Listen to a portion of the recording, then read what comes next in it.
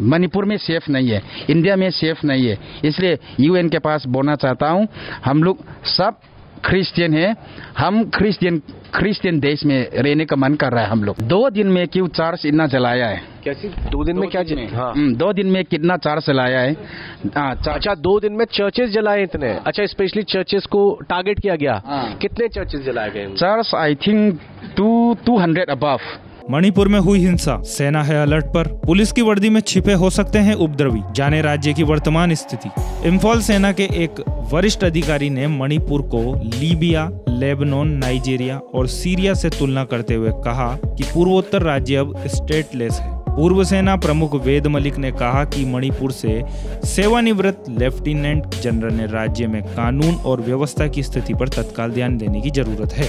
रक्षा मंत्री राजनाथ सिंह, प्रधानमंत्री नरेंद्र मोदी और केंद्रीय गृह मंत्री अमित शाह को भी मलिक ने अपने ट्वीट में टैग किया। हाल ही में शुक्रवार रात 9:45 बजे चूराचंदपुर के कंगवई गांव और बिशपुर के क्वाक्टा कस्बे में स्वचालित हथियारों से 400 से 500 राउंड फायरिंग की गई। अधिकारियों ने कहा कि इसके बाद से बार बार गोलीबारी की सूचना मिल रही है। मणिपुर हिंसा का कारण मेतेई और कुकी समुदायों के बीच अनुसूचित जाति (ST) श्रेणी में शामिल करने की मांग थी। राज्य में 1 महीने पहले कुकी और मेतेई समुदायों के बीच भड़की जातीय हिंसा में 100 से अधिक लोग मारे गए। मेतेई मणिपुर की आबादी का लगभग 53% इम्फाल घाटी में रहता है। पहाड़ी जिलों में रहने वाले नागा और कुकी जनसंख्या 40% है।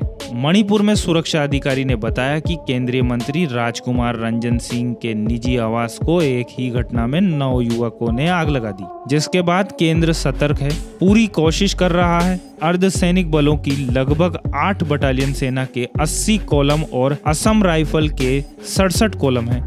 सेना की दीमापुर स्थित 3 कोर ने कहा कि हिंसा में हालिया बढ़ोतरी के बाद सेना और असम राइफल अभियान चलाते हैं। पिछले महीने केंद्रीय गृह मंत्री अमित शाह ने भी 4 दिनों के लिए राज्यों का दौरा किया था। उन्होंने पूर्वोत्तर राज्य में शांति वापस लाने के प्रयासों के तहत विभिन्न समुदायों से मुलाकात की। 4 जून को मणिपुर में हुई हिंसा की जांच करने के लिए केंद्र ने गुवाहाटी उच्च न्यायालय के पूर्व मुख्य न्यायाधीश अजय लांबा की अध्यक्षता में एक जांच आयोग बनाया। 10 जून को राज्यपाल की अध्यक्षता में केंद्र सरकार ने राज्य में एक शांति समिति का गठन किया ताकि विभिन्न जातीय समूहों के बीच शांति बनाने की प्रक्रिया को आसान बनाया जा सके।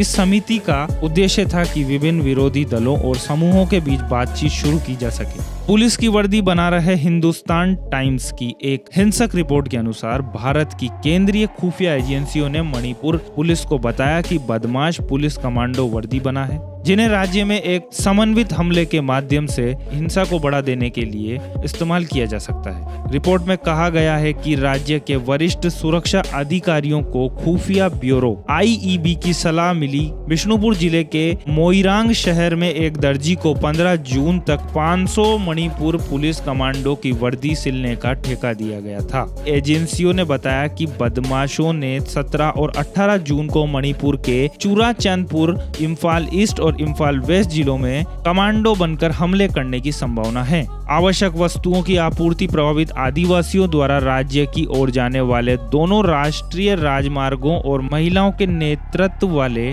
सतर्क समूहों द्वारा कम से कम 6 मुख्य सड़कों को अवरुद्ध करने से मणिपुर के कई इलाकों में बच्चों के भोजन, दवाओं और सुरक्षा बलों की आवाजाही प्रभावित हुई है।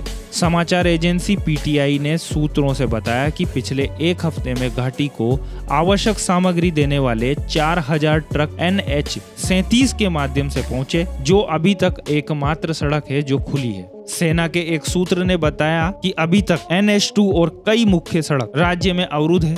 आपूर्ति के परिवहन को बुरी तरह प्रभावित कर रही है और यहाँ तक कि समय पर प्रतिक्रिया नहीं मिलती। सुरक्षा बलों को बल प्रयोग करके इसे साफ करना मुश्किल हो रहा है, क्योंकि महिलाओं के नेतृत्व वाले निगरानी समूह कई सड़कों पर अवरोधों में सबसे आगे है।